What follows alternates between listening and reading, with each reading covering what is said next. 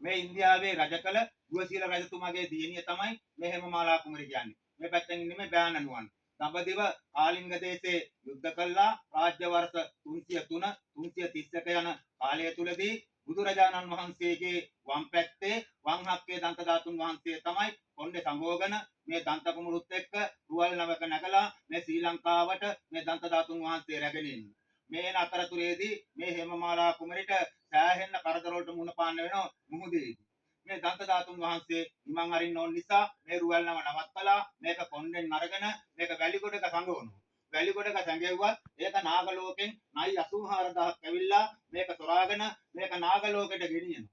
නාග ලෝකෙට ගෙනිච්චත් එතනට රහතන් වහන්සේ කෙනෙක් පෙරදි බලෙන් පැමිණලා බුදුරජාණන් වහන්සේගේ දන්ත ධාතුන් වහන්සේ බේරලා ආයෙත් මේ හේමමාලා කුමරිට දෙනවා. දුන්නාට පස්සේ ආයෙත් මේ මාලා කුමරි කොණ්ඩේ සම්භවගෙන මේ දන්ත කුමරුත් එක්ක ආයුරුවල් නවක නගලා ආයි ශ්‍රී ලංකාවට මේ දන්ත ධාතුන් වහන්සේ රැගෙන එනවා.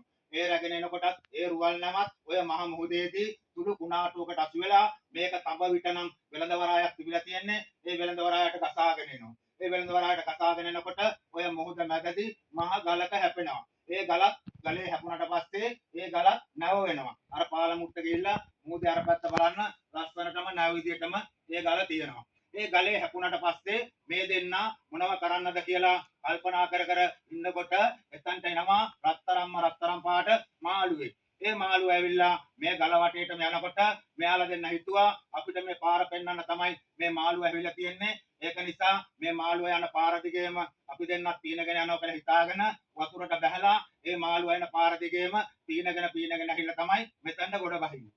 මෙතනට ගොඩ බැස්සට පස්සේ මෙතන ඉඳලා තියෙනවා උදේට අවසට අර ත්‍රිපාදේ වගේම අර පැත්තෙන් ලේගුලිය වගේ පායනවා අවසට ලේගුලිය වගේ අර පැත්තෙන් බහිනවා අර උඩ චෛත්‍යයට ගියාම උදේට අවසට ලස්සනට පේනවා. ඒ හිරු දෙයියන්ට උදේ අවස වන්දනාමාන කරන පූජකවරයෙක් ඉඳලා තියෙනවා. ඒ හිරු දෙයියන්ට උදේ අවස වන්දනාමාන කර පූජකවරයයි සලකුණ තමයි අර ගලේ උඩ ඉර කොටලා තියෙන්නේ. ඒ හිරු දෙයියන්ට උදේ අවස වන්දනාමාන කරපු පූජකවරයාට මේ දන්ත ධාතුන් වහන්සේ හේමමාලා කුමරි බාර දීලා හෝරා 3ක් මෙතන තැන්පත් කරන් ඉඳලා වාසාන පබ්බත විහාරයට ගෙනලා සතියක් තැන්පත් කරන් ඉඳලා බෙලගමුවේ රජමහා විහාරයට ගෙනලා උරක්කම්ගලේ සංගෝල තිබිලා උලපනේට වඩම්මලා සපුගහේ සංගෝල තිබිලා අනුරාධපුරයට වඩම්මලා අනුරාධපුරයේදී කෙත්තරෙමෙවන් රජතුමාට මේක බාර දීලා කෙත්තරෙමෙවන් රජතුමා තමයි සිරි දලදා මාලිගාවේ තැන්පත් කරලා තියෙන්නේ අපේ ලෞතුරා බුදුරජාණන් වහන්සේගේ දන්ත ධාතුන් වහන්සේ සාදුකාරයක් දෙන්න.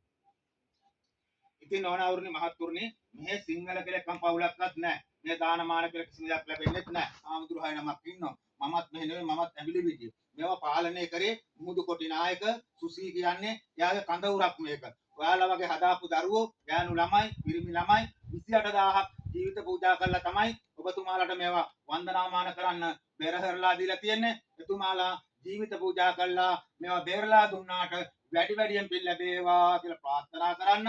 ඔබතුමාලටත් මේ පොළවේ පස්සටයක් හරි වැලියටයක් හරි පෑගුණා නම් පෑගිච්ච පස්සටයක් වැලියටයක් පාසාම ඔබතුමාලටත් ඒ පිනම ලැබේවා කියලා ප්‍රාර්ථනා කරා.